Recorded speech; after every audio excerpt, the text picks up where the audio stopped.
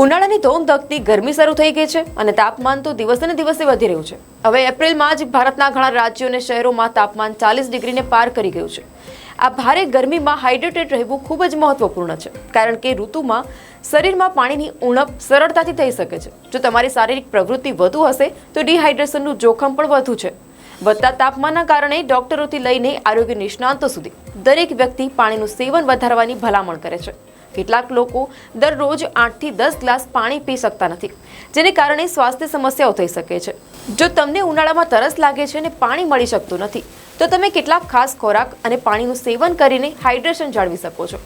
ડોક્ટરોના મતે જો તમારી આસપાસ પાણી ન હોય તો તમે ઠંડુ દૂધ, લસ્સી, નારિયેળ પાણી છે, શેરડીનો રસ છે તે પી શકો છો.